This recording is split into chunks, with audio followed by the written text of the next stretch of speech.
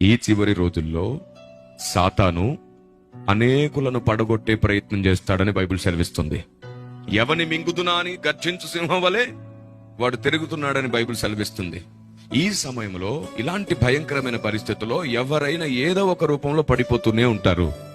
అలా పడిపోతున్న వారందరినీ జాలిపడి లేపాలే గాని తిరిగి వారిని పడగొట్టేటట్లు మనం అధిక నీతిమంతులై మాట్లాడనే కూడదు.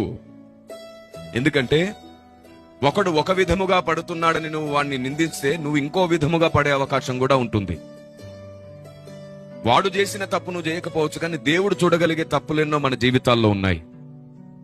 భక్తుడైన దావీదు అంటాడు, నా దోషములు నా తల వెంట్రుకలను మించి ఉన్నవి అంటాడు.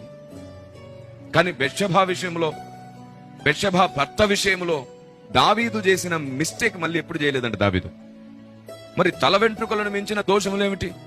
అవును, మన ఆత్మీయ జీవితంలో ఎన్నో దోషాలు జరిగిపోతూ ఉంటాయి. ఆత్మదేవునికి నచ్చనివెన్నో మనం మాట్లాడతాం, లేఖనం చెప్పనివెన్నో నమ్మేస్తూ ఉంటాం, ప్రార్థనలో దైవ చిత్తానికి విరుద్ధంగా మాట్లాడేస్తూ ఉంటాం, ఆయన బాధపడేటట్లు కొన్నిసార్లు సనుగుతూ ఉంటాం.